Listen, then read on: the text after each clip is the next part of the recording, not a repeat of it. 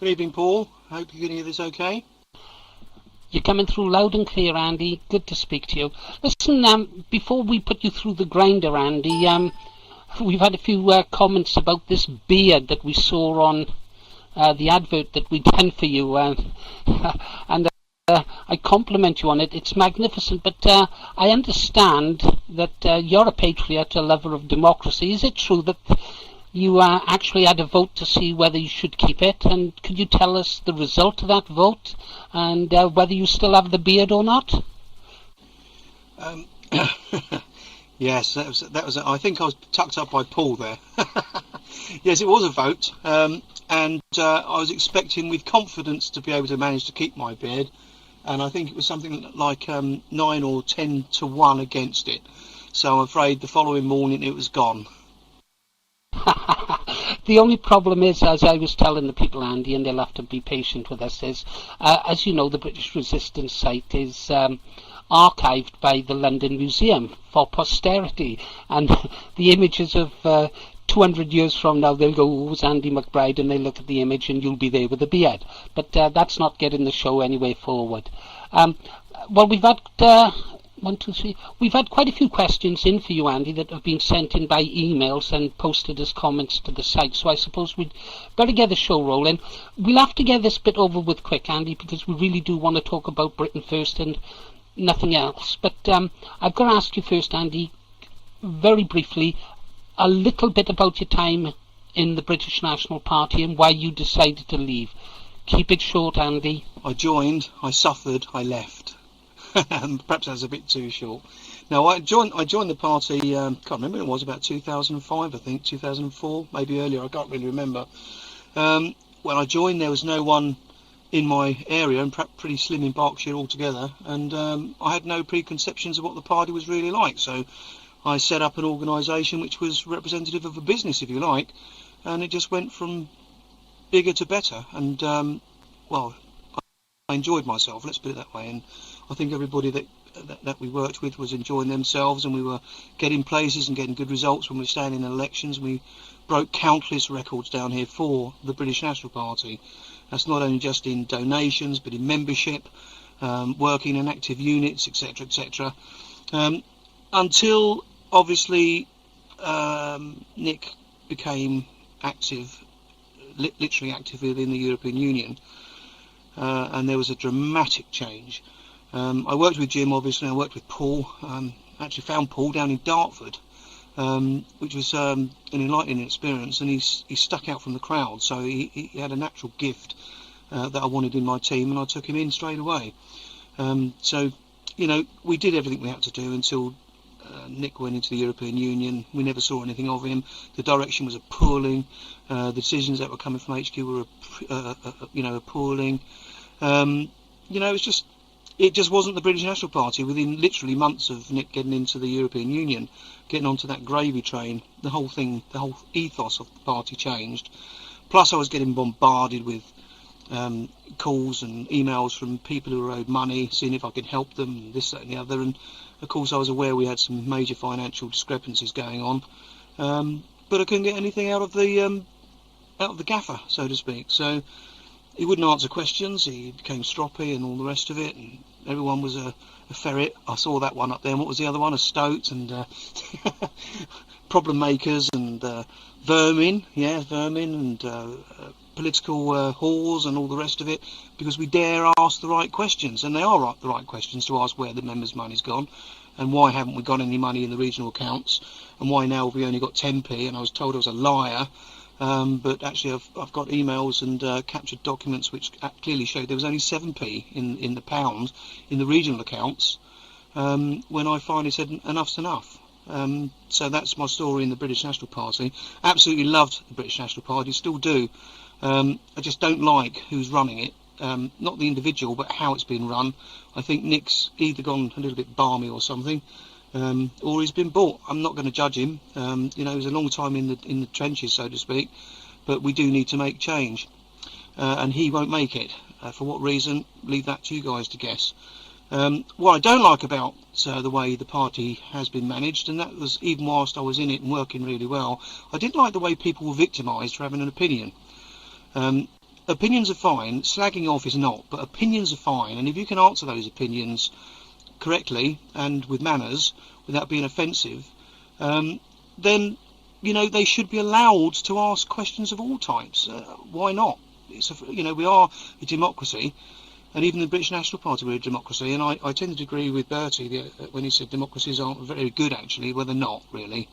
You do need some kind of military procedures behind everything you do these days.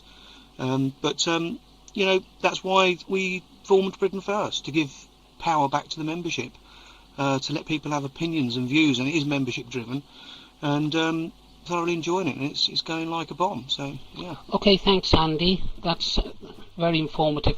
Lots of questions coming in now, Andy. Lots of questions. Some of them very good. Some of them I'm tempted to leave to the end and let the individuals who have mics ask themselves. Andy, okay, so you've told us about the British National Party. I think you've already given us a clue that you mentioned that you already knew Jim Dawson. What made you choose Britain First? Well, I think the National Front used that kind of stuff, but so did the Labour Party and the Conservatives, and everybody used it, but nobody really meant it, or it was damned for or something. I don't know. But Paul sort of said to, why don't we just call it Britain First? It's something that we use on our business cards. It's something we used on literature. Everybody knows it, and we all mean it anyway. And I thought, and yeah, we decided, why not? Because we are about Britain first, and the people of Britain. So why not? I mean, any other thing wouldn't really work. If you started going down the nationalist venue again, I'm afraid Nick Griffin has demonised the name nationalist now, and that's going to be dead for quite some years. So Britain First, it sounds right, it is right, it means what it's going to be, and I think everybody understands it, Paul. Oh, great. I like talking to you, Andy. You're easy to interview. I don't have to think too much. Look, can you tell us now, it's been a while, it's got to be about 4 or 5 months, when was Britain First formed? And actually, why was it formed? Right, that's a hard one. I think we were talking about this just after Christmas, when literally we were getting hounded out. People were getting hounded out. Didn't like the idea that we had to do something, and of course no one was prepared to stand up against Nick, and irrespective of why, I was kind of isolated by that time, because I made my views and opinions very clear right from August, September of last year. So I'd fallen out massively of favour, if you like, which isn't a bad thing, because I don't think I was ever really in favour, because I always spoke my mind for people, stood up for the members, etc. Wouldn't put up with nonsense from them, but certainly, when there's genuine causes for concern, I raised them. I wasn't scared of raising these things.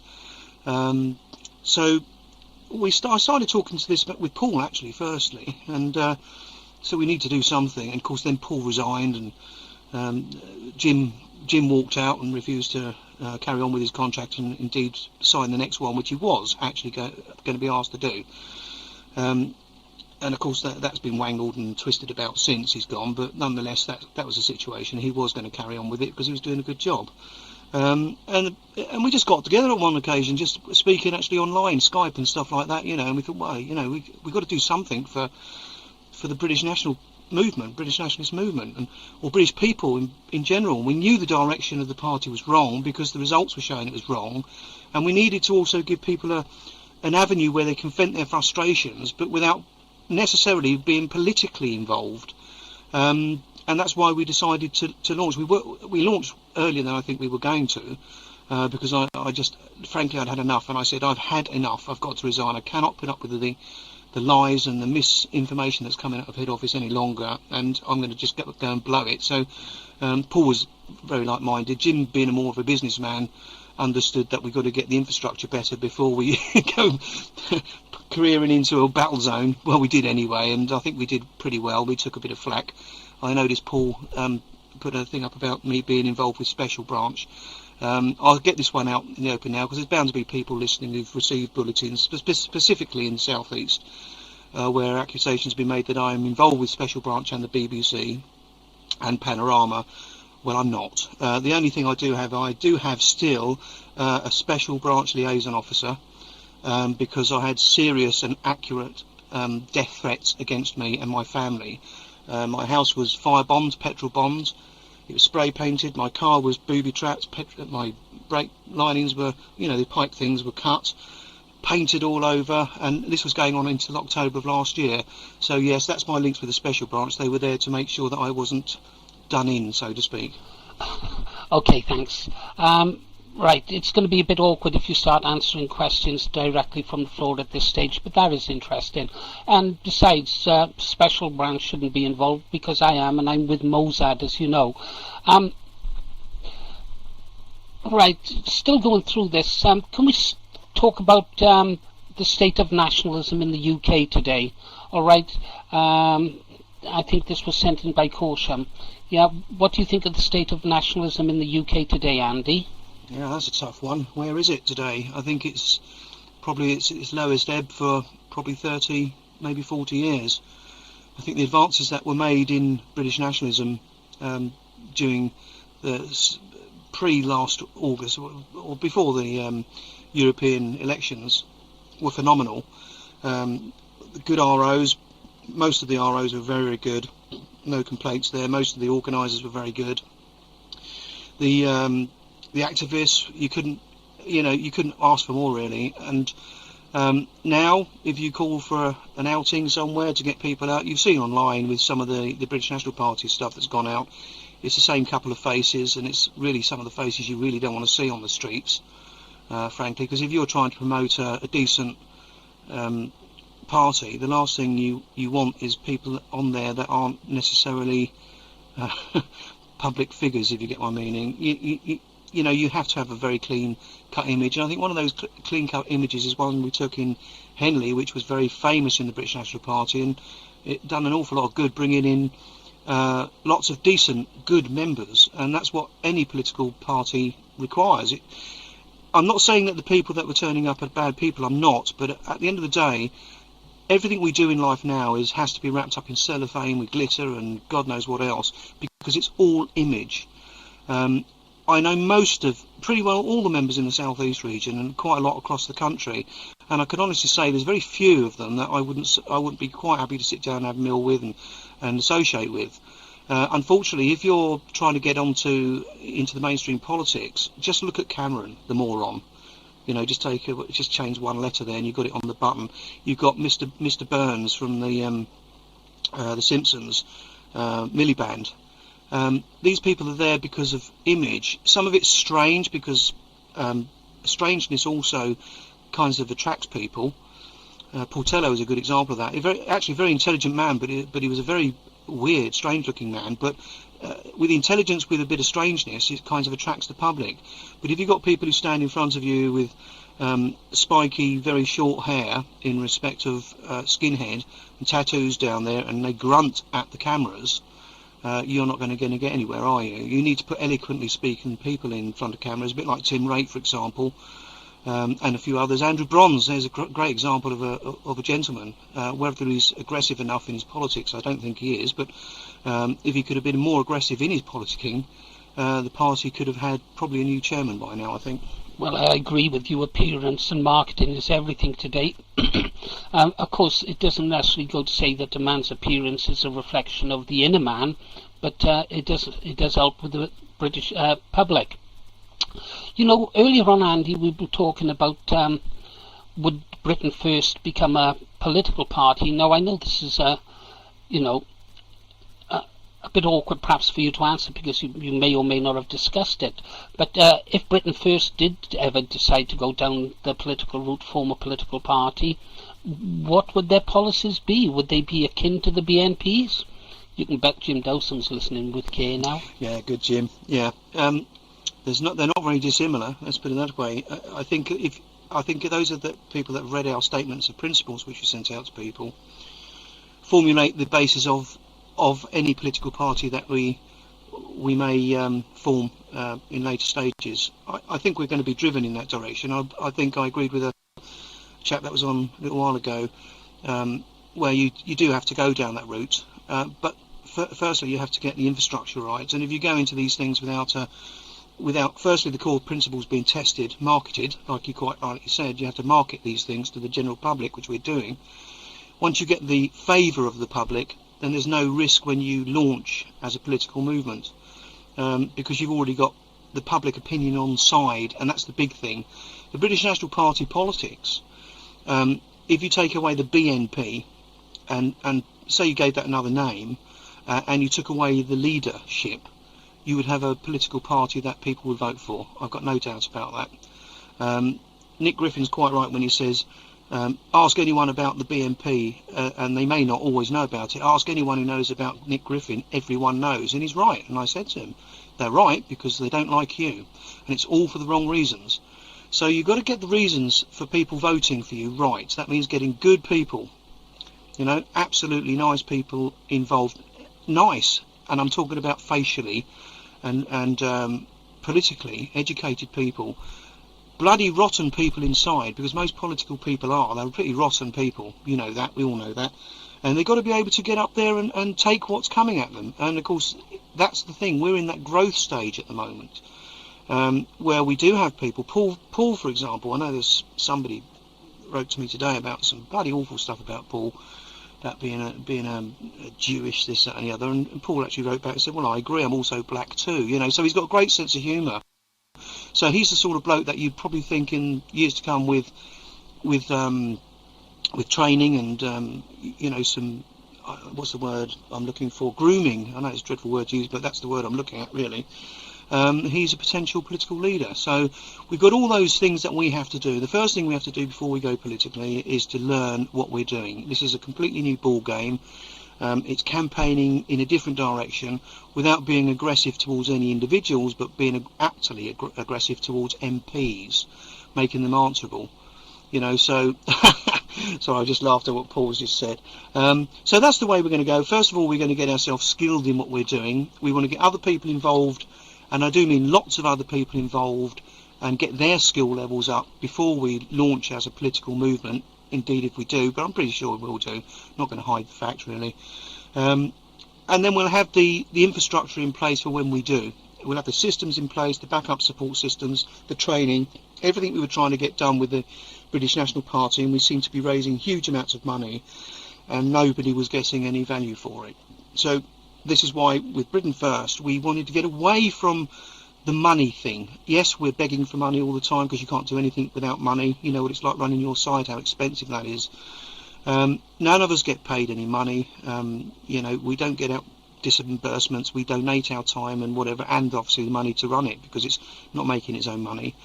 And the idea is that we're open and honest with people. Everything that the British National Party hasn't been for quite some years, I'm afraid. I hate to say it, but that happens to be the case. So we want to be completely open and honest with the membership. We want to be open and honest with our potential supporters and electorate. That's why the accounts, anyone wants to see the accounts will be there end of year like they are. Company's House, we are strictly governed by what we do.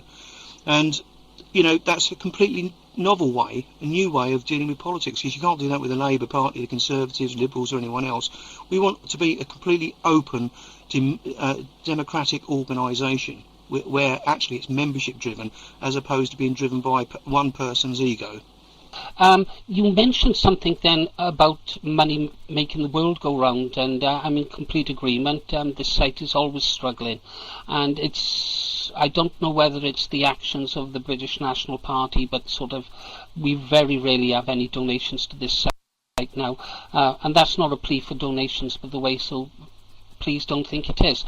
You referred to Jim Dawson earlier on. It's strange, I find, that the British, and I don't want to go down the British National Party, but I remember Nick Griffin actually telling me personally that Jim Dawson had personally saved the British National Party, as did Brian Marnie.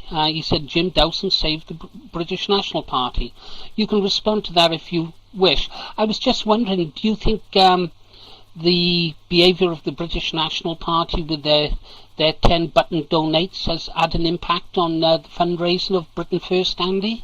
It's very simple, that one. Yes, it has. It's affected all nationalist or patriotic organisations, yours included, everybody. Yes, sure, there's a depression, and let's not burn about the bush here. There is a depression in the economy of Great Britain. There has been for quite some years.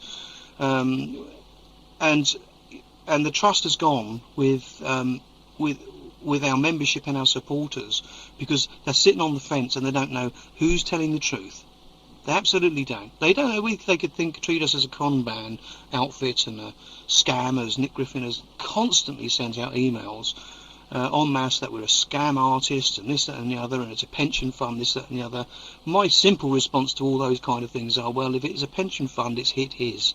And if it's hitting his and we're getting some action out of it and getting people back out on the streets and doing what we were doing before, because that's what we're doing, then I'm pleased about it. But we're certainly not scam artists, and no one ever in this organisation will ever get paid a bean.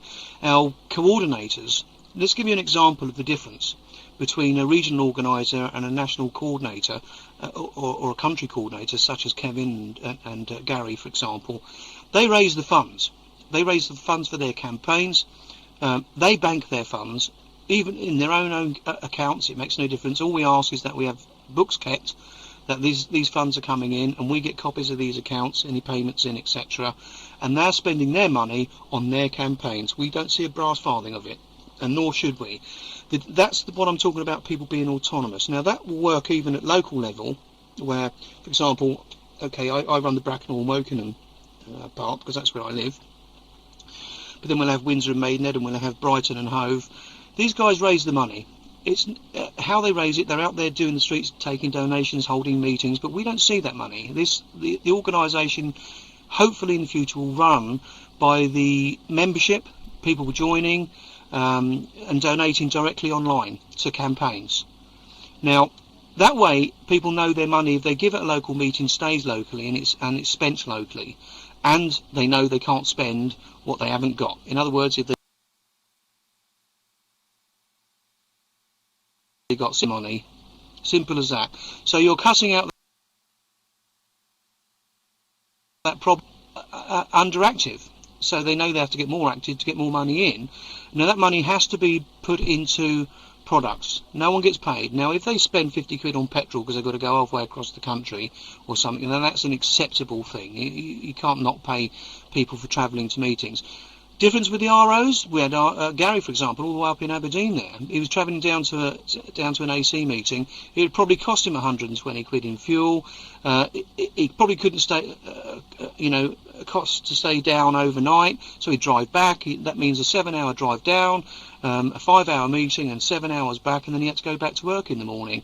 So we won't have that. We will move these training things, these scheduled meetings to online. So we'll be Skype conferencing, this type of stuff. This is the technology that we were trying to get involved with the British National Party. It's not difficult. It's a bit like this power room thing, where you can have a secure room. This isn't necessarily secure, but certainly you can get secure rooms, and you know that, where people can speak together and get things done without having to spend a lot of members' money on a load of silly stuff. So we don't spend money we don't have. Well, we are at the moment, clearly, but that's not the point. I mean, the intention is it'll be self-running, where people put the money in. They know they can guarantee that money's going to where it needs to be put, and that is in materials. I mean, when we first launched, we produced, I think it was 400,000. I can't remember now. Someone will correct me. Paul, if you can correct me. What was the number of leaflets we initially ordered? Can you bang it up online so people can see? I can't remember the figure. But that was done with our own money. It wasn't done with members' money or donations. It was up there, 400,000. And we paid for that. Okay, well, Jim predominantly paid for that. And but then, Paul's working his arse off. He's not getting paid. I'm not getting paid. So it's all types. And yet, everything he did got shot out of the water by a stupid man saying stupid things. And it doesn't stop there. When he goes through stages, I mean, I've been quite honest with you. You know this, and I'm a Christian, etc. And it's not that we use our ideologies, Christian ideologies, to run this as a decent organisation. And that doesn't mean to say that I condemn people who are not Christians. But Nick Griffin took on the Christian signal on his collar. I think you may remember that. And yet I saw a film today which has now been pulled, which actually says, thank God that Christianity has now been kicked out of Britain. He's a two-faced individual, and of course the general electorate have picked up on that. They have decided that this man isn't fit to run a piss-up in a brewery, excuse the French. He isn't. and that's his problem. You know, will he get elected next time? No, he won't. Andrew Bronze was an enigma during the European elections. He got elected on his own back with a lot of the money that Jim had raised. And yes, one of your questions was about Jim saving the British National Party. Yes, he was. He was very responsible for getting us out of a very deep pit then. Only I don't think Jim understood, we certainly didn't know, about the historic debt of the British National Party. No RO knew that we was already £200,000 in debt when Jim came along, and Jim didn't know. So you can account for a great deal of some money, it's just being disappeared, maybe by that historic debt. I don't know, but if the chairman isn't prepared to show the books and let us see what that money's been spent on, what can we say? We could all be making a load of stuff up, none of us really know. It's all hearsay until that the police investigations and the electoral departments finish their investigations into the financing or the misuse of finances within the party, and then we will all know. So at that point then I can't say who's had what where and stick their hands in their pockets, but from where I'm sitting, if I was running a business, I would probably have been arrested by now. I'd have probably been languishing in some jail by now, and because as a director of a company you are responsible. And for him to come on the other day, I saw that on Eddie Butler's thing after David Hannam died. I liked David Hannam. I knew he knew he wasn't up for a treasurer's job. He couldn't keep books if his life depended on it. So why, when he knew it, Nick Griffin knew it, did he insist that he stayed there and done that job? Totally unfair on that young fella, right? And I didn't particularly like what he said about him being incompetent. That's disgusting. When a man's died for whatever reason, none of us know why he died, that'll all be out in the open soon, but that's his nature. He will attack people because they have a view. He will attack people because they disagree with him. He would attack people using words that we all absolutely despise: red, vermin, traitor, scum, parasite, the whole bit, communist, state, the whole thing, because there's a lot of people in the British nationalist movement that believes that kind of dribble. We all know when we go into a room and by the type of questions that are asked on boards whether someone's state or if someone is a legitimate nationalist. We can sense it, we can smell it. It's the experience you get within this kind of politicking. Griffin, to me, is rancid with this EU corruption. I don't say too much because I'll probably end up in the law bloody courts, but when you get involved in this kind of money that is involved with now, and he puts nothing back, right, then you've got a problem. You've got a major bloody problem. And he is the downfall of the British National Party, not the membership, not the supporters, not the electorate. He's responsible, and he has to take his fair share of blame for it. Well, there's no doubt about that. The chairman seemed to me often like a piece of litmus paper. He changes political colour to suit who he was speaking to at any given time. But here's a question from, and I'm not disagreeing with anything, your analysis of the situation or the words that you spoke about Dave Hannam. I thought that was disgusting behaviour, and I'm just sorry I didn't see what kind of man he was earlier in life. All the warning signs were there. This question is from Tesla, and it kind of goes on to the one that Wellbanger spoke about, the National Front and the BNP. Okay, so Britain First has been set up. There's Jim Dawson, a patriot, Paul Golding, undoubtedly a patriot, Andy McBride, undoubtedly a patriot. But what do they say, power corrupts, Europe corrupts and stuff like that. What assurances can you give us give to true nationalists? This is Tesla's question. What assurance can true nationalists have that Britain First won't end up the same way as the BNP or the NF? Sometimes it's very difficult to give up positions of power, isn't it? So what assurances do you have for us, Andy? What safeguards and checks are in place? What I can tell you is that I, like you, sort of late middle-aged, and I can't go on forever, and I don't really want to with this. I think we need to pass it on to youngsters. And there's a young fella on here earlier, I don't know if he's on here tonight, George. He's 17 years old. I'm sorry if I'm giving out his name, but his age. But he's 17 years of age, and he wants to be very active. Now, we intend to bring people in who of an age of elections age, really, where we can train people to take on the management systems. This is why we say that we aren't I'm not the chairman, Paul's not the chairman, and nor is Paul. We're the managers behind the infrastructure. The real runners of this movement are people just like Kevin and Gary, etc. They're the real managers, they're the real governors, they're the political beasts behind this machine. And actually, out of those people, you will find a potential leader. And of course, the issue here is what do you put in place to ensure that everything continues to be transparent? Well, because we're using the systems we are now. We will carry on with these systems, and the management team behind it will display and show everybody what we're up to. We will account for every bloody penny we put in, and that's how you maintain it. We won't have hidden meetings of this, that and the other, and secret this, that and the other, and special churning sessions where you're cutting up invoices and saying things like, I heard at certain ACM, don't pay that bastard, they can go out of business anyway, we won't have to pay them. This is a more morally run organisation. It's, I've always been one of these people who have an in-depth feelings about justice and injustice. Jim's the same, and so is Paul. We don't like people being taken the mickey out of. And the people that we've now put in place, both in Scotland, I've known Gary for years. I've known of Kevin for quite some time, quite a considerable time, I think about two years. But watch what he's done. And he's achieved a great deal under very difficult circumstances. So therefore he's got the willpower and the decency not to respond in such a childish manner. He's never gone around threatening to kick someone's head in or phoned you up and say, I didn't like that, I'm going to come down and burn your house out, which other people have done to you and Kevin and me. We're not that kind of people. So the membership will drive this organisation. That's the intention. It's not going to be driven from the top. It's going to be, we will build the infrastructure, and we will maintain the infrastructure, and we will monitor performance of individuals. Now, these people, if they're not performing extremely well, or to what we would expect them to, levels to that we would expect them to perform at, we wouldn't just humiliate them, sack them, and this. We would have them in, and we'd rather spend a week out in Ulster or a week down on, because we've got an office down in East Sussex now, and train them, and absolutely train them, because actually most things aren't about people's personalities, because these guys have got the personalities, they may not have the necessary skills to run the business side. Are you with me? These two guys have, but I'm saying in future.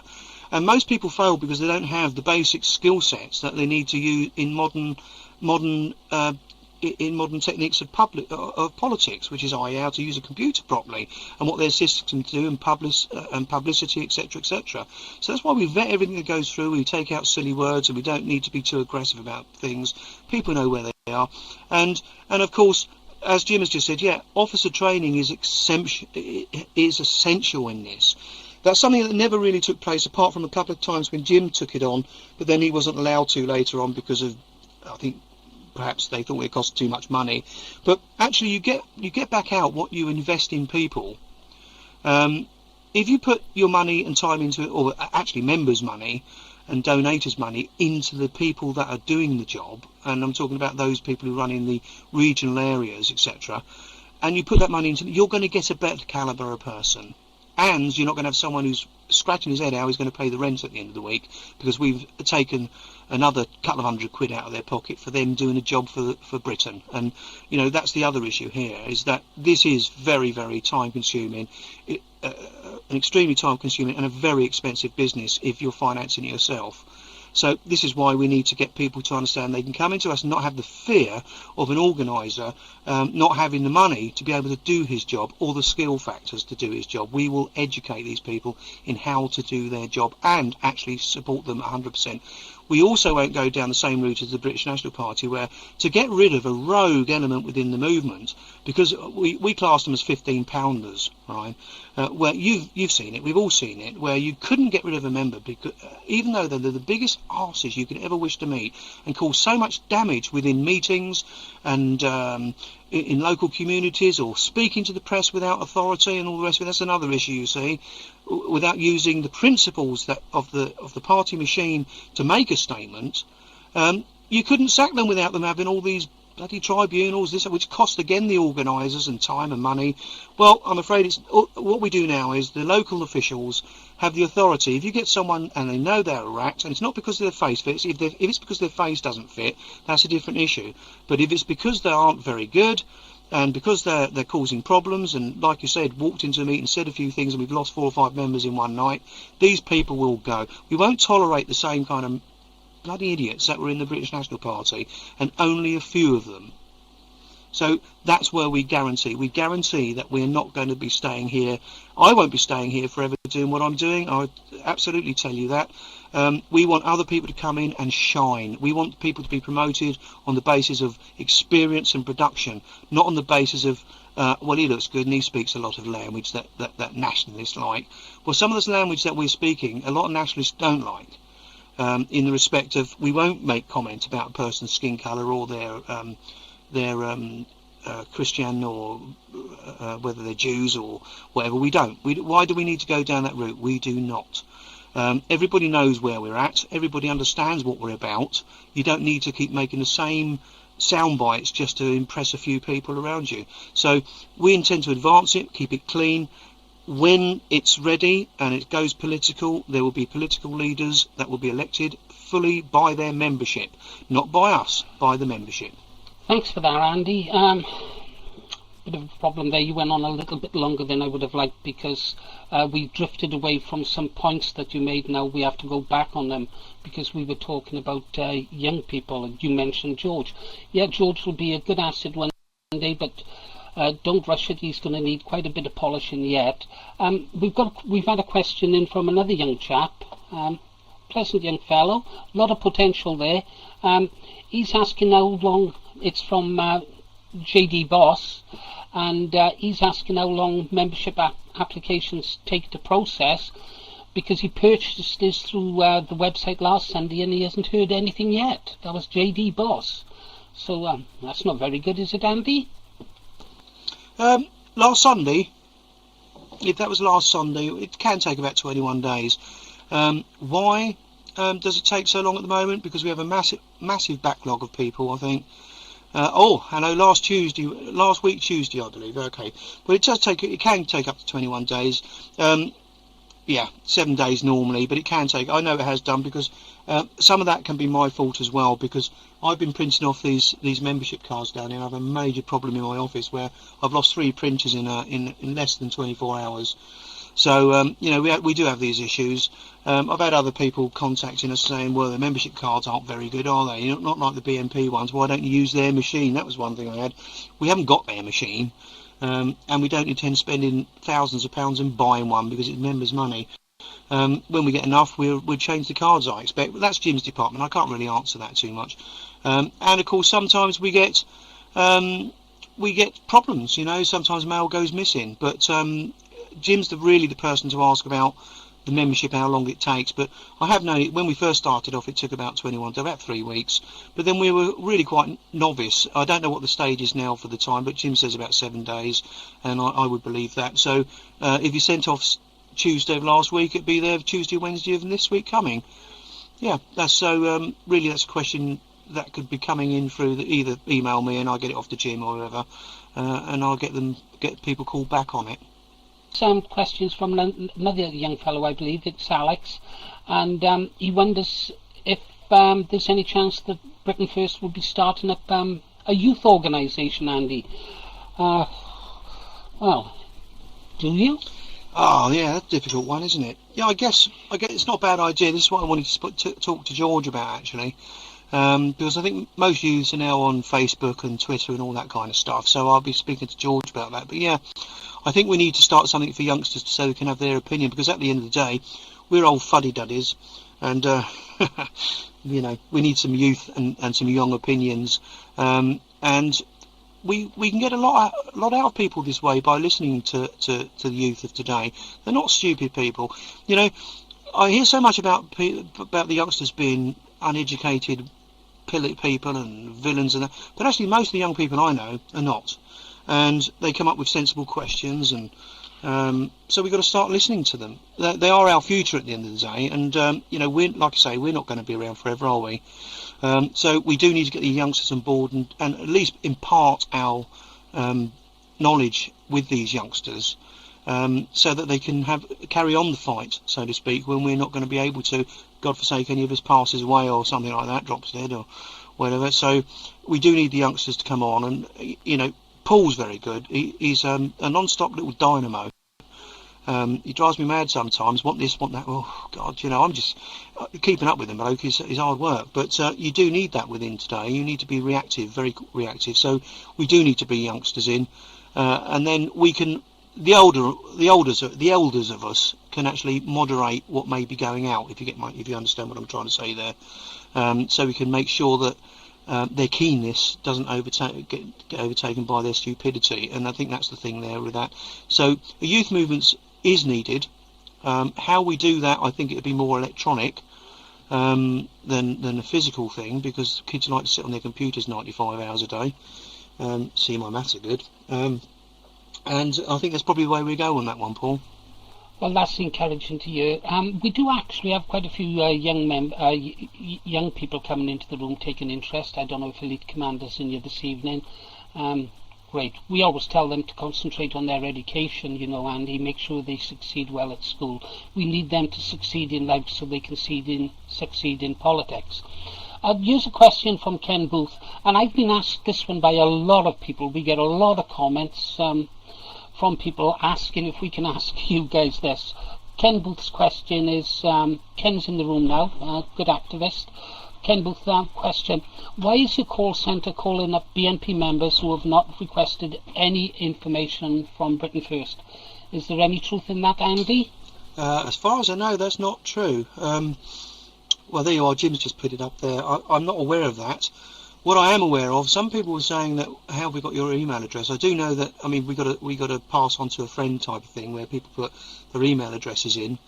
And of course, sometimes that'll happen there where the email address is going in. But obviously, as a business runs, and you get ISPs and you get names and they fill out the forms, all we need is a postcode number, a postcode and a house number or address, and then because of our systems, we can get their telephone numbers. So that's how that works. All businesses do the same. That's why double glazing people phone you up. It's a business. We run it like a business. So it's not necessarily true. I don't think as far as I'm aware, I've not seen any materials coming from BNP that tells us that they're BNP members. Nothing at all. Okay, well, that's good.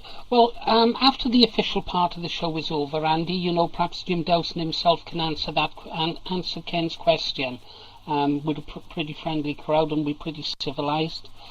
Okay, we've spoke about the young people there. A lot of questions here. Oh, I like this one. This one's from Corsham as well. He's got a thing about the Muslims. He's wondering how long our country is left before sort of demographics overtake us, and before we go down to Islamic rule. Have you guys ever thought about that? How long have we got left demographically? Well, you see figures that tell you 15 to 25 years. It's quite a large space of time, I know. But even if it was 50 years, I don't think I will fight until that's never going to happen in my lifetime. I'll fight that with tooth and nail. There's no way that people of Britain should suffer that kind of third world disgusting behaviour. I don't see it taking place, frankly. I think what you'll find is before that ever takes off, there'll be civil war, and I'd hate to see that take place in my country. But, yeah, the figures are pretty bad. They breed like flies. That's something we should be doing. I certainly have. I tell you, 7 we went for, so we got 6 survivors. So we've done our bet for the British population, me and my wife. The thing is that most families now are not. They're underbreeding. The demographics have clearly shown that these people are rapidly expanding their families. And of course, this is what takes place if you get one population stop breeding and not having enough children. And it's not a matter of just replacing. I had a conversation with Jim one night where I thought you'd need 3 to replace 2. Well, you actually don't. He explained it to me, and I went and checked it. Yeah, indeed, you need 5. So, because obviously you have children that maybe turn out queer. Not a nice word, but that's the one I prefer to use. You get children that die, as in the case where you lost one, and I know Jim's lost a couple. So these things take place within families. So you must have 5 to be able to replace yourself properly, and that's not taking place and hasn't done since the 60s. So we need to get our people breeding. We've got to stop demonising single mothers, predominantly our own kind of mothers, and who haven't got married because they're all tied with the same brush, because we need our people and we should look after them. One thing about Islam, apart from it being a cult and not a religion, it drives home the fact that these people will stick together, and they do stick together. They may sing off a different song sheet from time to time, but they stick together like glue. And they would turn on us on a sixpence. There's no two ways about that, whether they're moderates or otherwise. So we need to get people back into reality and say, look, Europe is Europe and it should remain Europe. And we do talk about the whole of Europe. Britain should remain British. We're islanders. We're an argumentative, arguing, violent bunch of people, because that's the nature of the beast. And we've got to learn to get some backbone again. And it's been knocked out of people for 30, 40 years. And it's all about education. And that's another thing Britain First is about. It's about re-educating the population. But yeah, I think it's a doomsday scenario, frankly, with Islam.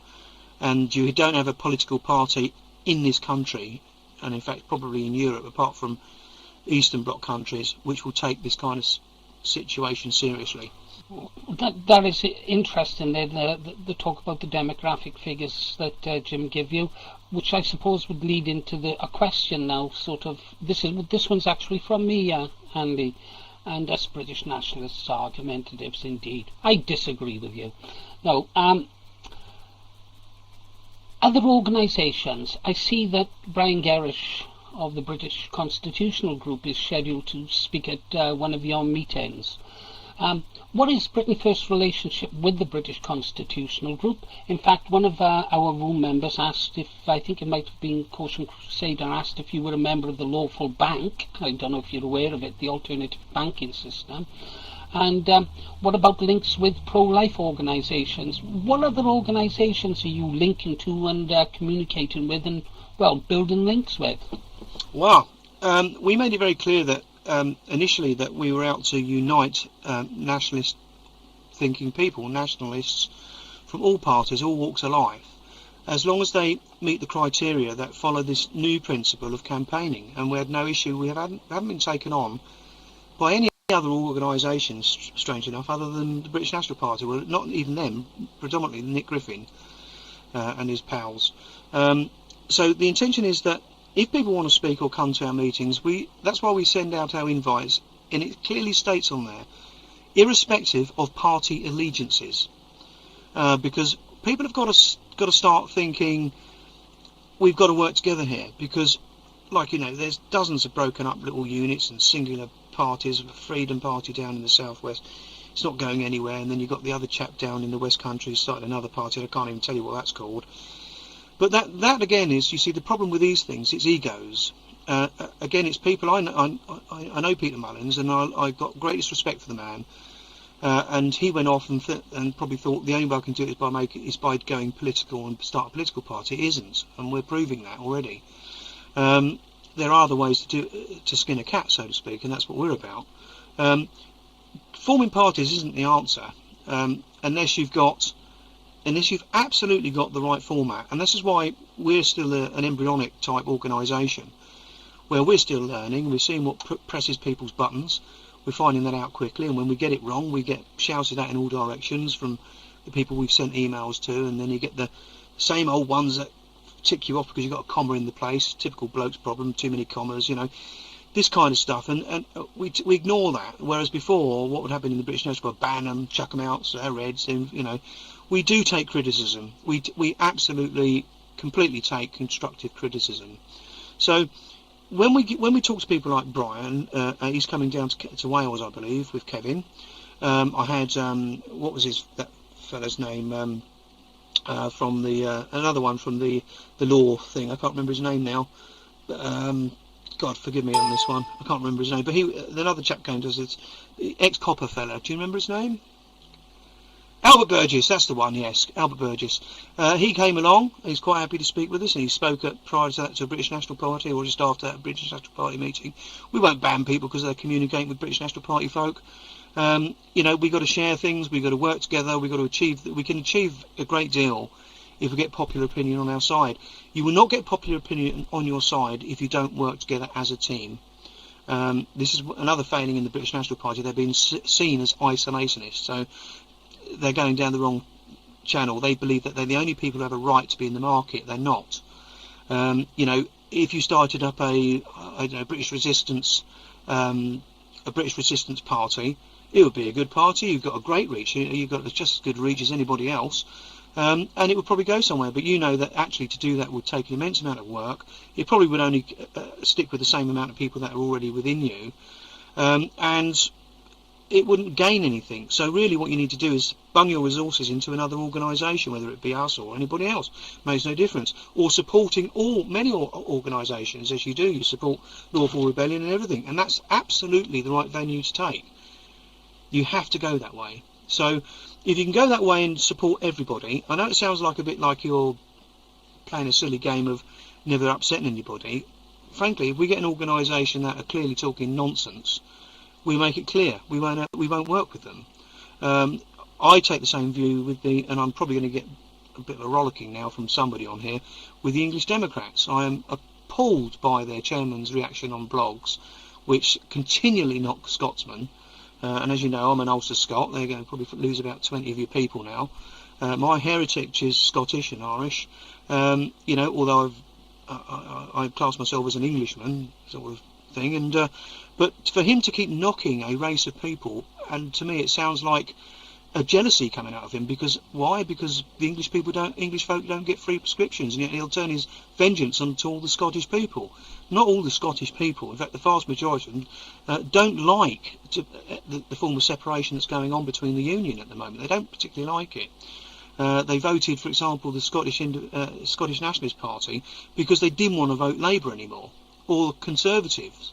Yes, and tuition fees, but all these issues. But you should not have a go at the Scots because of what the Scottish Parliament or Assembly does. You can't take it on. You can't hit all the Scottish people, or all the Irish people, for every sin that's committed. So you need to unite as a huge union of patriots, and that's where UKIP doesn't work that well. So UKIP was there. Would we work with UKIP? Well, listen, we all know why UKIP was started up. Do we need to go on any more about that, really? He will be in there, Farage will be in there trough feeding until he drops dead, I expect. He's done nothing for a party that's called the UK Independence Party. He doesn't do anything. There are some very good MEPs who are constantly having a go. There's lots of honourable, decent members who join it for the right reasons, and maybe if we got the right reasons as well, where we don't intend to be a trough-feeding parasitical operation, they will join us and make bigger advances. Who knows? Okay, well, I think it's going well this evening, Andy. As I said, a very easy person to speak to. Another question here. Could you answer this? You didn't actually say whether you'd joined the Lawful Bank or whether you were going to. I must confess, I've been a little bit tardy and I haven't signed up to them yet, but it does seem a good idea and I am going to do it. So are you going to sign up to the Lawful Bank, Andy? You talk, well, give me a chance to get these questions out. I don't know enough about it, actually. To be honest with you, I can't answer that on the basis I haven't really looked at that one, Paul, and so I get a slap over the wrist for that one. Is this a bank that separates itself from the Bank of England or something? Because if it's the same system as that in certain places within Greece and Italy are doing, I believe Greece predominantly, where they've separated themselves from the bank and incorporated their own money, they trade in their own money, and if people come into their town, they have to change their money into this new form of Greek money to spend it, and that kind of thing. I'm not too sure. Listen, there is a way that people can get onto our lists, and it's something that people may overlook. If there's a sign-up form online, which there is, people can sign in those details with an email address and send them in, and that's how it comes in. We don't go seeking anybody.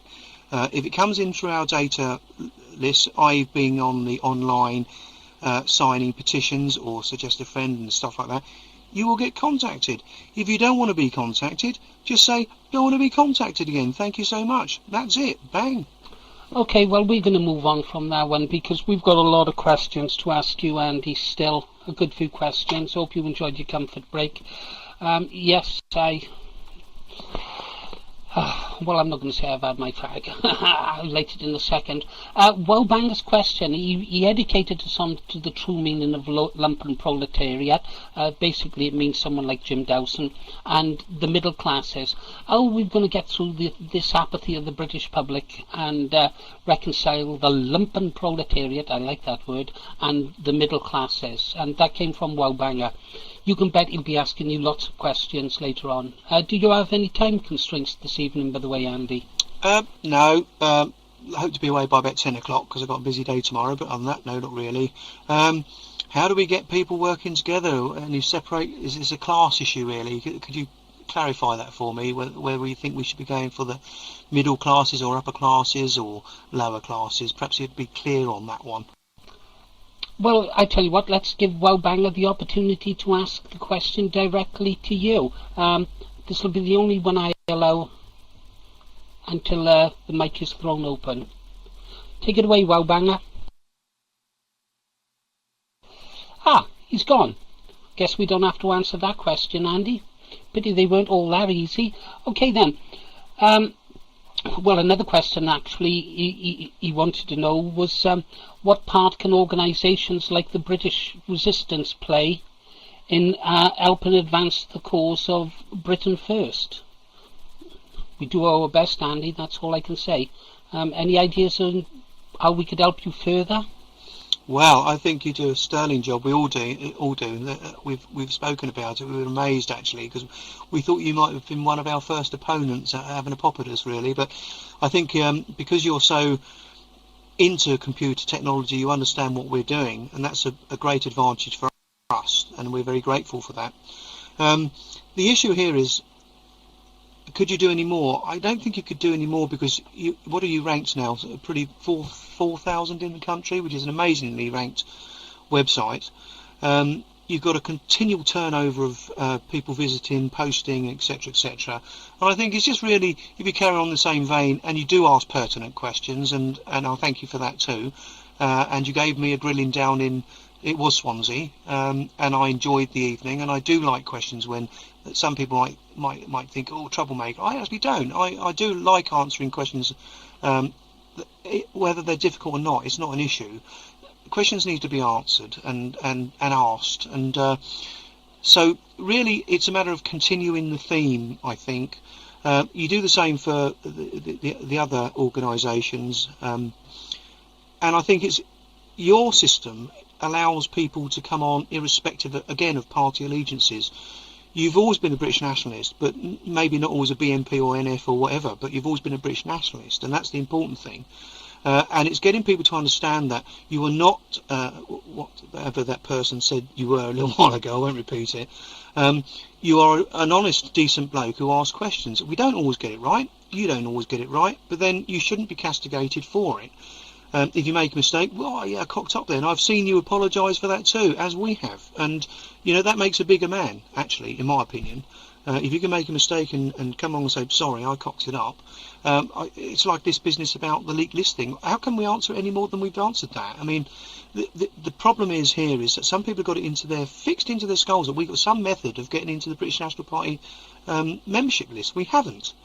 The old ones, yes. I mean, that's it, you know. I saw that as well. But it's, you know, what do we do to get things promoted? We just carry on the way we're doing. You're doing a great job. I think we're doing a great job. I think it's appreciated by the vast majority of people. I was amazed because when we launched, I'll tell you a little secret now. When we launched, I thought we were going to get mullered, absolutely trounced. I thought, well, you know, it's going to go one or two ways here. I'm pleased to say that in the first week of using those so-called stolen lists, we did use the old data list that was online. We had one complaint. You know, that doesn't make an army of complaints, does it? I mean, if you've got 10 people, 2 normally complain. Well, in this situation, we had 1 out of thousands.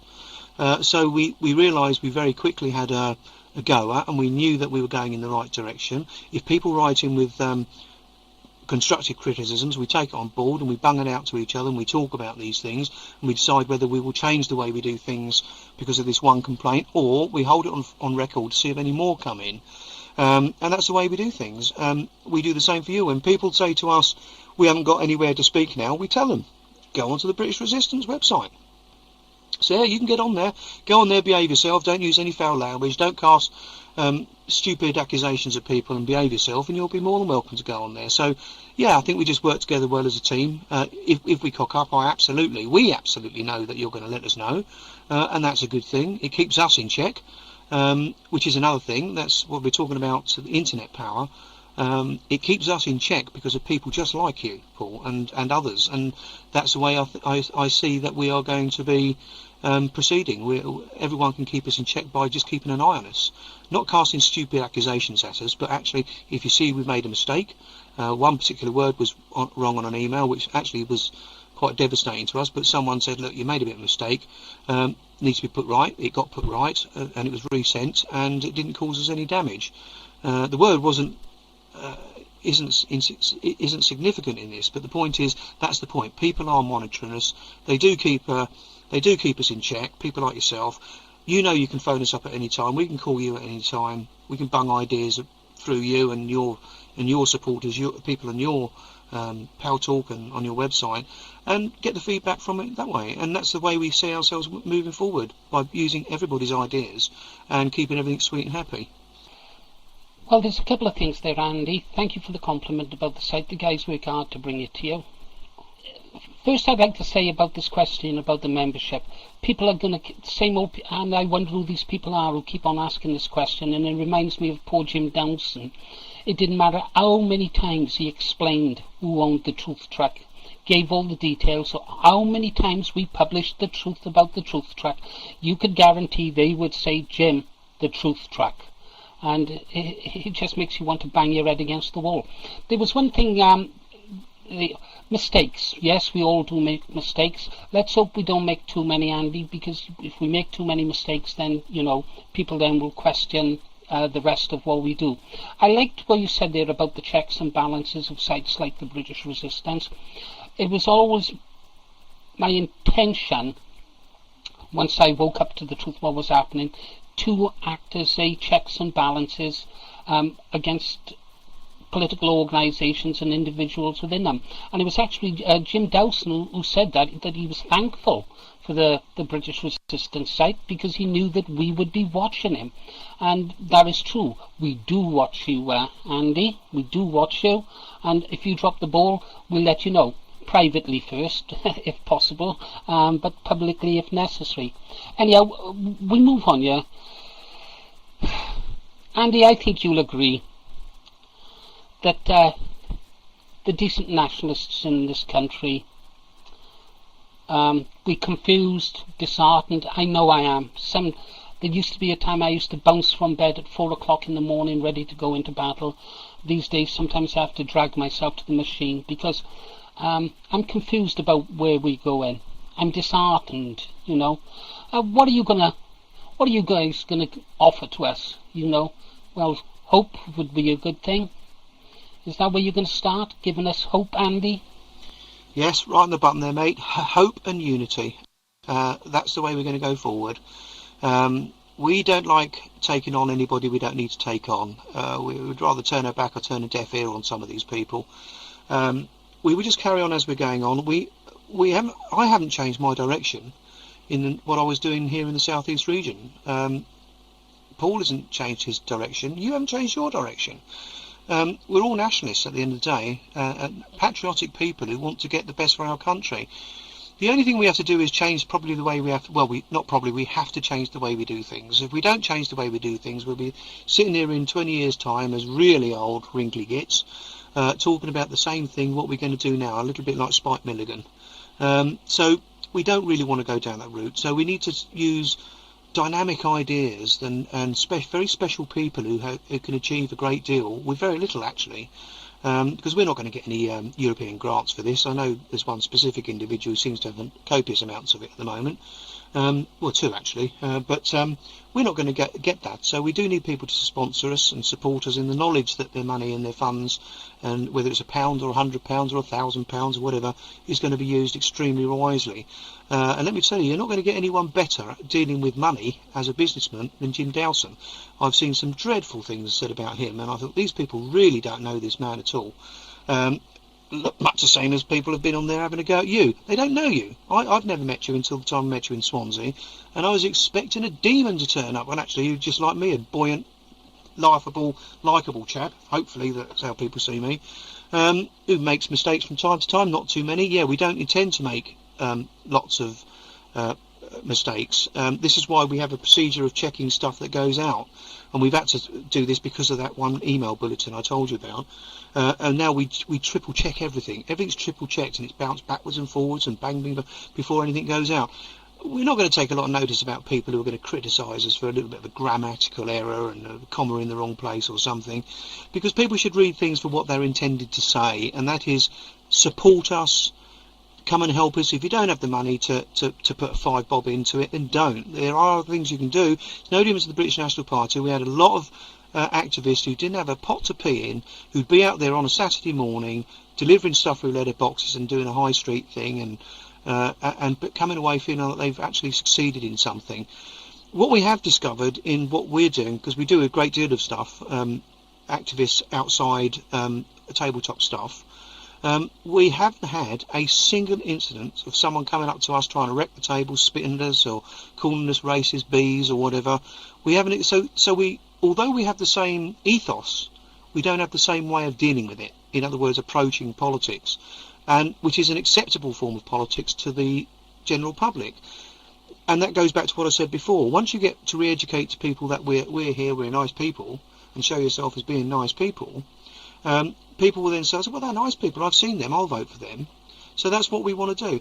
Now, I've just seen another thing about media start attacking us. Now, I've already been interviewed by the press, and they're not interested in attacking us. They've actually said this is a new idea, a new principle of politicking. Why? What? And they're asking the same questions as other people should be asking on here. Why not before? Because now we're approaching politics from a different area, and we're doing it with passion, but we're doing it in a very polite and dignified manner. People are not having a pop at us like they would be if we were British National Party. And the sad thing is, I have to tell you, I've been on dozens and dozens of actions. You know, I was at College Green that time when they overwhelmed us, and it was a very frightening, dreadful time. And I've been in a few others as well, and I can tell you, I would not be doing this if I thought I could put myself in that position again, because I can't defend myself, I can't run away, I have to stand there and take what's coming. So, you know, we have to get it so that our people are going to be safe in the knowledge that you're not going to be a hated person. But it all boils down to the same thing. If you get some cretin involved with making stupid comments about on behalf of an organisation, even if it's a great organisation, as the British National Party would and could have been if it was properly managed, then you're not going to go anywhere. That's why like I say, we're very, very tight on what we do, and that's why we give local people the total authority to ensure that they're not going to be getting this organisation in a position of that unfortunately the British National Party found itself in. Okay, yeah, Enlightened Patriot, your question will be asked. If I don't ask it, you can ask it directly. Thanks for that. I think somebody just made a good point there. You spoke about the BNP and stuff like that. Britain First has obviously got a lot of people with a lot of British National Party history behind them. Perhaps it'll only be a matter of time, Andy, before they turn around and start saying, well, look, you've got Jim Dowson, the fundraiser from the British National Party, you've got former BNP councillor Paul Golding, British National Party. They are supported by people like Paul Morris of the Green out of the British Resistance, a former British National Party vehement supporter. Britain First are the BNP. Do you see that being a problem, Andy? A few more questions and then I think we'll open the mic. But do you see that being a problem, Andy? Yeah, we thought about this, and you can't hide your past, and I never wish to, actually. And I'm pretty sure I can speak for the other guys about that. The issue is here, it doesn't matter about that, really. In the years that I was in the British National Party as a senior officer, 7 out of 9 years, I was interviewed by the BBC on numerous occasions. I never put the party in a bad light. I've got no baggage, which is a very important thing. I've got no criminal record. The only thing I have is an award for bravery in saving a female police officer from a gang rape. they find it very hard to have a pop at somebody who also runs a children's charity, and therefore, that's what we're on about, really. If you don't have the baggage and you don't have the criminal records, and we're not talking about silly record speeding and silly stuff when you was a teenager, so we're talking about serious problems here. You're not going to put yourself in that position. And actually, it's all down to how you answer these people. If they can trust that you're answering them honestly, they will support you. They could have knocked us already. If they saw us the way we're growing, we are growing massively, they would have been on to us already, and they're not. And I think that they understand that the country does need an alternative. What it needs predominantly is a decent alternative without the baggage. And the sad thing about the British National Party is that 99% of the people in it were all thoroughly decent people. And that's the sad thing, because every one of those are victims of what a very few people have done within that organisation. And that's why I can only reiterate again, we will not be placed into that position. If we got a list of people that we know, and you know some of these people, as do many of the old organisers, know who these people are. They don't want them in, and they won't be allowed in, and we will not allow them in. And if they come in and a coordinator turns around and says, this person, I don't want him anywhere near us, we will send them their money back and say, go away, right? That's it. We will not be infiltrated. We undoubtedly will be infiltrated at some stage, but once we get to gist of who's coming in and who's causing problems, they will be gone quicker than you say Jack Robinson. So that's the way you deal with this type of politics. Now, I have to tell you, I mean, I've been to the Conservative Club in Staines, where I have never met such a bunch of outwardly racist morons in the true sense. Now, we're not talking about we're racist because we're nationalists. In the true sense of the word, that I met at a Conservative club. I was disgusted by them. And I heard things in that place that I'd never heard at any British National Party gathering. So that tells you something, doesn't it? Again, it was image that gets these people elected. Their personal views aren't probably that dissimilar to ours anyway, only they're in the safe zone. Well, we've got no intentions of being in the safe zone. We are who we are. We're not going to hide away from what we are or what we've done or achieved in the past, which I believe is massive but should have been much, much bigger, and could have been if we weren't had our hands tied behind our back with an individual who couldn't organise a pee-up in a brewery. And that's what we need to do now. We need to just keep going forward the way we're going, being very careful. We need people like you to say, whoa, what are you doing, Andy? I don't accept this as being X, Y or Z. And then we'll look at it and say, well, what have I done? And then literally be judged by our members and supporters. That's what we'll do. We are happy to be judged. And that's the difference. And happy to be criticised. We're not happy if we're criticised like people say, oh, you've been stealing this and that and the other, like data and all the rest. No, we haven't. We know what we've done. And Jim's an expert in that kind of stuff, and we do work completely and utterly within the law, as you do and as the rest of ordinary people do. But unfortunately, we're not going to lose this little badge of dishonour because we're all ex-BMPs prescribed. Actually, I look at it now as a guy called Andrew Edwards sent me up a badge he designed for me as a Patriots badge for prescribed individuals. Which I found very, very amusing. But that's the point. You have to look at it now. You have to look at it. I take my prescription, so to speak, from Nick Griffin as a badge of honour, because actually what it does for me is it tells everybody that I don't want to be part of his crowd. I don't ever want to be part of that crowd.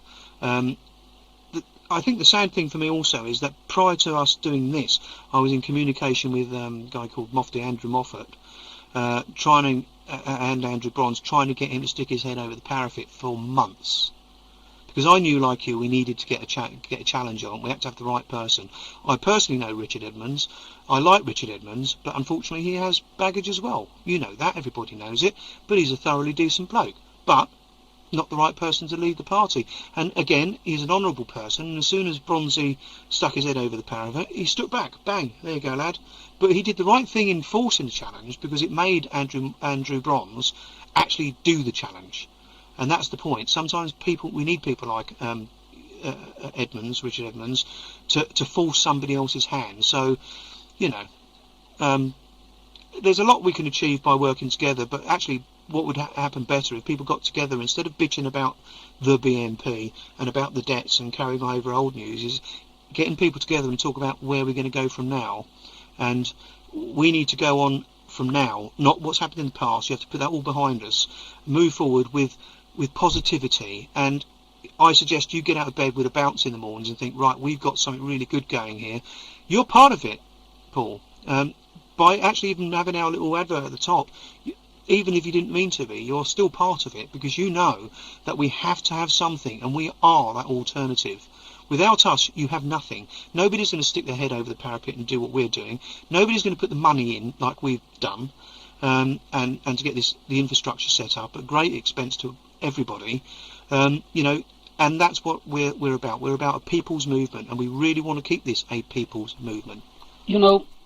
With regards to the advert at the top, Andy, the advert is at the top because I personally believe in Britain First, as does Caution Crusader, and I would say the majority of the room. It's true, I've taken a pop at Jim Dawson in the past. I've taken a pop at him in print, and I've taken a pop at him on the phone, because we all have different ways of saying things. But talking about Jim Dawson, yes, it did take money to set up Britain First, probably a considerable amount of money. And I know how hard he works. I certainly know how hard people like Councillor Kevin Edwards works in Wales, and he's holding down a full-time job. There you are, you're working to put food on your family's table, Andy. I know how hard Paul works, and then he has to finish his day's work, then come back and start working for Britain First. Jim Dawson has a small business empire to run, so what is it that Paul and Jim, if you like, can bring to the nationalist table, Andy? What can they bring? And can we hope to keep them for the future, or are they just going to build it up until it's sort of self-sustainable and then go off and do other things? I wouldn't like to see that happen. So I guess I just want you to hold my hand and say those guys are going to be around for a while. Question, though, what can Paul and Jim bring to the nationalist table? Well, in the case of Jim, a lifetime of loyalism. Some people don't quite understand the term loyalism as opposed to nationalism. Even in my family, nationalism isn't an accepted word because of the connotations of IRA and etc. Going on, this kind of separation between religions, and also because Northern Ireland is sovereign Britain, whereas Southern Ireland isn't, and the loyalists wish to keep it and remain as part of Britain, whereas the nationalists do not. And this is why Jim will not tell you that he's a nationalist. He is a loyalist, but he's a damn sight more patriotic than a lot of bloody nationalists I've ever met, and more passionate at it. He gets out there and fights his corner, and he'll never turn away from a fight. He's on here again tonight. If anyone wants to have a pop, let them come and have a go. He'll shoot them down in flames. So that's that side. Paul, let me tell you a story about Paul. I didn't know Paul until probably about 3-4 years ago, and he was at a meeting in Dartford, and this young lad was sitting in the audience, and I'd done my little bit as you normally do, and then he started asking questions, and I thought, God, he's a smart toe rag, because you know what, when you finish your tie and you want to get going, but no, he was asking all the right questions.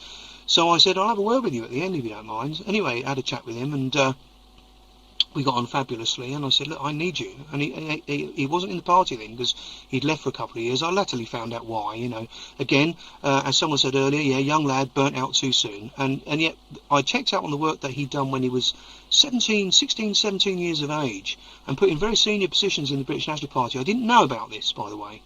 But some of the stuff he was producing was phenomenal for a young lad like that. I thought, my God, this guy's got somewhere to go. So I had him working for me as my sub-regional, with the intention of taking over the region, but obviously he moved and did what he did, and first guy ever elected in the South East region, and that was with Eddie Butler's help, so all good for him too. But the first guy we got elected because he had the charisma, he had the charm, he had the youth, the appearance, and the word I tend to use, take it in the right fashion, he had the spunk to do the job. And that was very important to me, and I thought, this is pretty fantastic. And of course he got back in within a very short time, within months, or 8 months or 9 months, got back in. Nick Griffin wanted him back in, and this and the other. And we also saw a great deal of input from Jim into Paul, in the respect of skills, etc., skill set and publicity and stuff like that. And he came on leaps and bounds. If he could have done that as a young man in a company, I have no doubt he would have been a multi-millionaire now in some form of advertising company. Absolutely no doubt at all, because he has the right thing. But he is an absolute nationalist. So you don't have any fear about Paul walking away. You've got no fear about Jim walking away. We'll always be here. We'll always be here to advise, mentor, train, establish more departments, and get the advertising done, and do the unglamorous side of the operation, if you like, in the background. So that's not going to happen. So we're going to get the young uns like Paul. He will be the future leader. I've got no doubt about it. I mean, I said years ago, I honestly believed he would be the future leader of the British National Party. I have to tell you now, I don't think I've ever told it to Paul, I told it to his dad. What you're seeing there is the future leader of the British National Party. And I think Griffin knew it well, and that's when Griffin's attitudes towards Paul actually shifted, I think. Paul was a big threat to Griffin. There's no two ways about that. He was a big threat to most of them up there. Not only that, Paul picks up on a lot of bad people very quickly. He's got a second. Because Andy's mic slipped. Andy's vanished for the moment. I'm sure he'll let us know when he's back. Well, I don't know if Paul's in here, but if he is, let's hope he's blushing.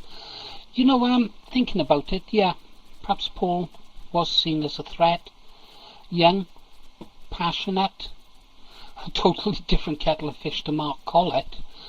Could you imagine him as a leader of a nationalist party? No offence, Mark, but that's the way I think. Yeah, it could well be. Well, it's good to know that we've got these guys on board. How are you enjoying the show so far, folks?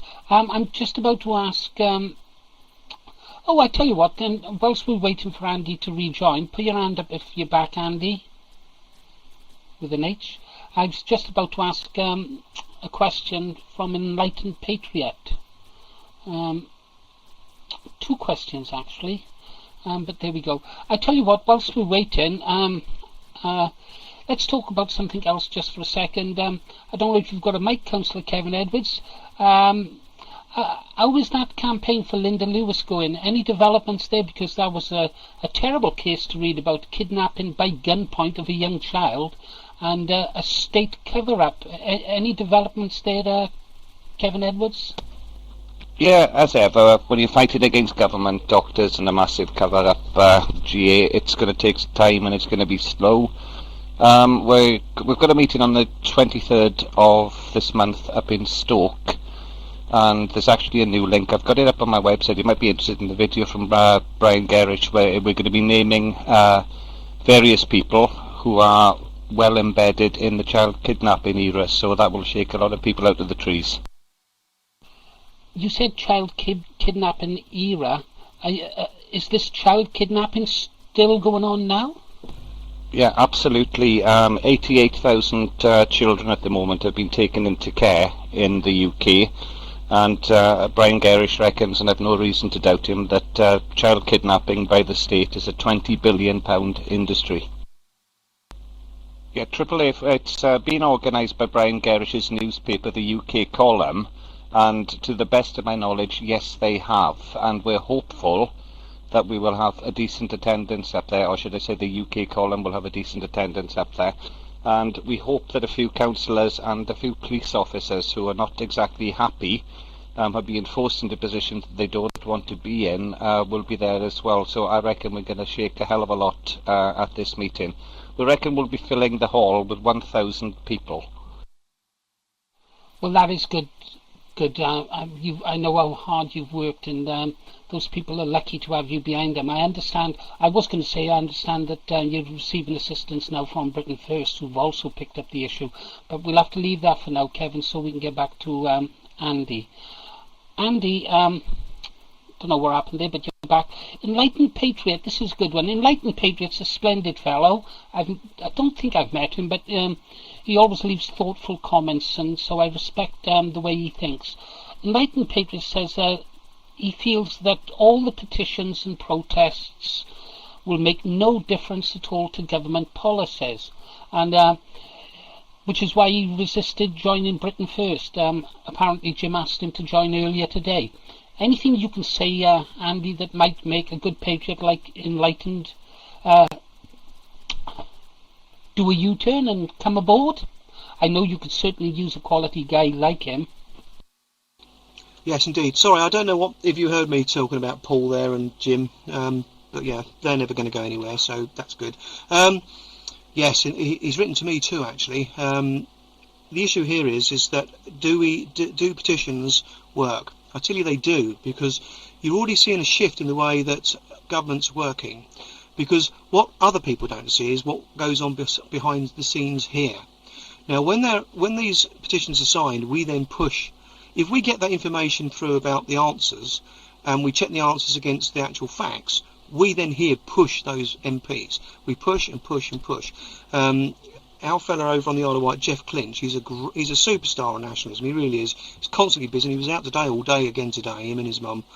Now, they get the information over to us. When we see that there is some discrepancies within the answers of that MP, we then take it up. So then we apply pressure big time, and we do apply pressure. We don't have the time to publish it because it's a constant drain. We're at it all day long. I'm at it all day long, literally, on this stuff. So we deal with it, and then we get more and more replies, and then all of a sudden they say, yes, we do apologise, our information was correct, blah, blah, blah. So what you'll find is that they're now becoming more aware that our opinion does count, and that's why they're courting the general public like you've never seen them court before. You can see this changing over the 6 months we've been operating. The way they court the general public now is much, much different to what it was before we started this kind of stuff. They even opened up their own government website so they can have the petitions coming into them.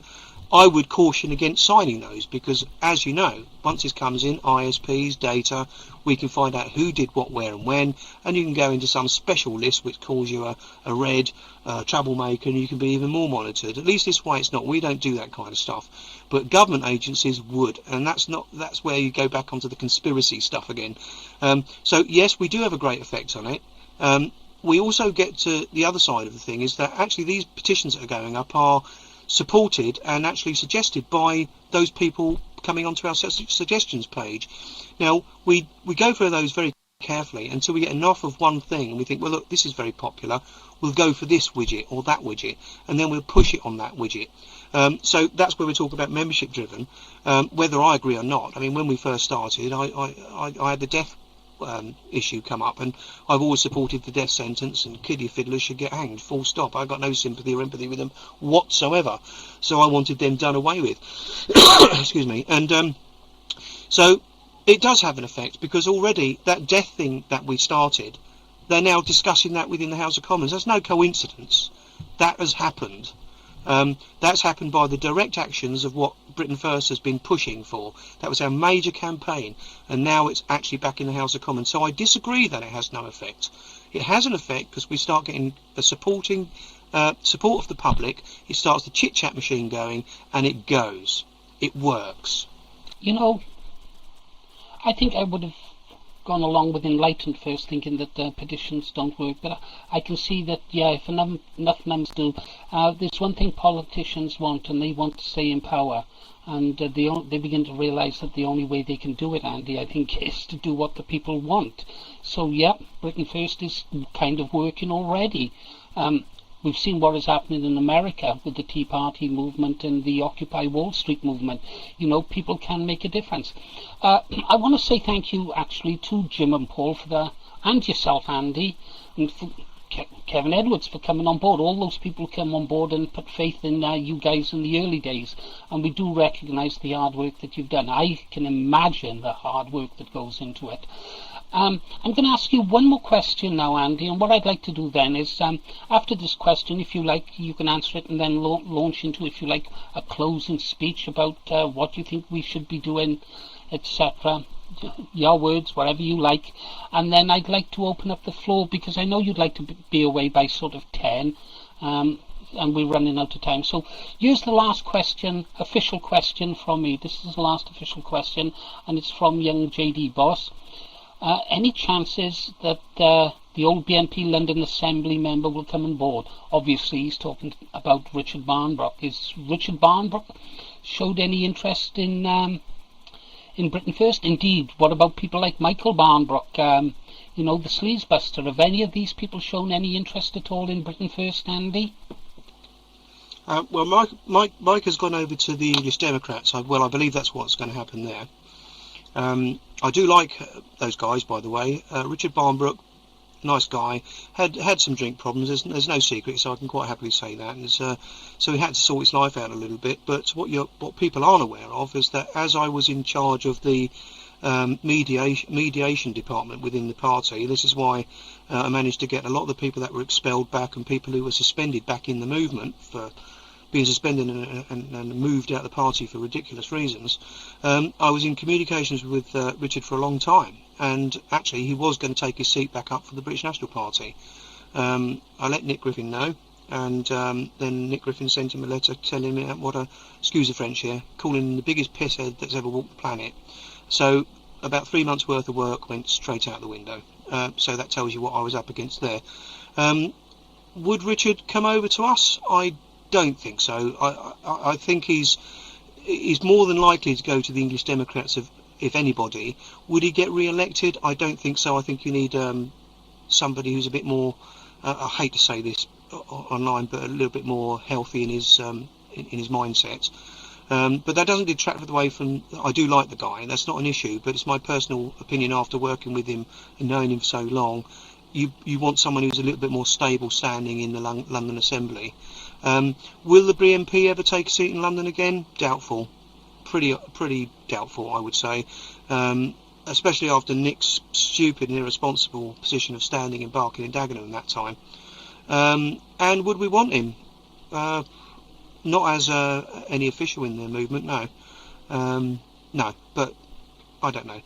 Would he? I don't think he'd want to come to us, actually, Paul, in all honesty. I think he'd probably more likely go to the English Democrats. Well, I quite like Richard, actually, and I've been known to have a drop myself. But what can you do? It can be a terrible thing. A pleasant fellow, but perhaps not quite right for the job. Okay then, Andy. Listen, it's been a real great pleasure having you in this room.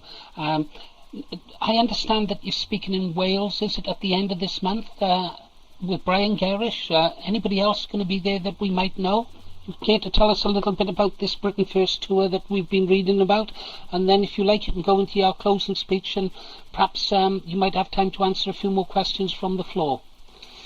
Yes, indeed. Thank you for that, Paul. Britain First. We are what we say on the can. We're not an organisation that's going to be out to screw anybody, contrary to many remarks coming from BNP Central. We're here for the people. We want to work for the people. We want to save our country from the doom that's going to be facing us, and it will be facing us. Let's be honest. Whether we'll achieve it, I don't know. I hope we can. I think we can with the right people, with people coming on board. I think people need to understand that they've got to let go of the past, and we can only move forward. And we hope to achieve great things if we go electoral, which we pretty well will, I'm pretty sure of that, in the future. Then we hope to be standing in wherever we can to get ourselves known even more and to push for the rights of the British population. Now, if people go onto the site that Kevin put up a little while ago, which is our statement of principles, that will also be the constitution of this organisation, pretty well. It's not going to change much from that. It's the principles are that we are a decent, law-abiding organisation, that our aims are to satisfy the rights of the British people, period. No other discussion needed on that. Yes, we're on to a national tour coming up at the end of October, starting off in Scotland on Saturday. I believe it's Saturday the 29th, up in Aberdeen. And then we go to the northeast on Sunday the 30th. We're all on Monday the 31st. We're in Coventry. Tom Gower's chairing that meeting. Then is it Monday? No, it's Monday. Monday the 31st is Wales, and then on Tuesday it's Coventry. I hope to be down in Wales. Then it's the southwest will be the Windsor Maidenhead launch, followed by on Thursday, the 3rd of November, will be the Isle of Wight, where Jeff Clinch will be chairing that meeting. On all those meetings in the southern part of the region, and it's specific including Wales, you will have myself, Paul and Jim at those. That's a guaranteed thing. In the Scotland one you will have Paul and Jim, and in the northeast you will have Paul and Jim. So you will get to meet the gaffers, if you like, behind Britain First. So we intend to be very busy. Again, this is self-financed. It doesn't come out of public money, and members' money. We pay for this ourselves, so it gives our people and our supporters a chance to meet us. That's the important thing. So, if you want to come and meet us, come and meet us. If you want to contact me or phone me, my telephone number is 07842 259 100, and I'll stick that up in a little while. Or call Central Office, which is pretty well known already, but I'll stick that up on here as well. And then just speak to us. If you've got a question that you may think needs answering because there's so much garbage about in all directions, and you want our position clarified, we are happy to speak to anyone about these things. So we're not a hideaway organisation, otherwise we wouldn't be coming on here. I don't know what people are going to ask me. I know you're going to ask me relevant things that need to be asked, and hopefully I can answer them in the right fashion. If I don't know the answer, I can't tell you, but I can certainly put you in direction with the person who can answer those questions. So there we have it, really, Paul. It's a very simple setup, which is complicated technically. Sounds contradictory, but we're here for our people. So, let's open our doors, let's open our minds to a new direction on British nationalism. It is there. It is there. People have got to just get into it, buy into it, as a business term. I don't mean that in any other fashion, and understand what we're about. And you will find, once you're in and you meet us and you see how we're working, you will think, God, all those years of doing it, you consider now wrong, this is the right way. And of course we can morph, change direction if it's needed. So, but we won't go in the direction of the old British National Party, and certainly won't treat our members and our members of staff, although they're voluntary, in the same way that they do. You can be sure of that. We're not a shouting organisation. So that's about it, really, Paul. Thanks for having me on. Thank you, Andy McBride of Britain First. Britain First. Britain First. Britain First. Britain First. Britain First. Britain First.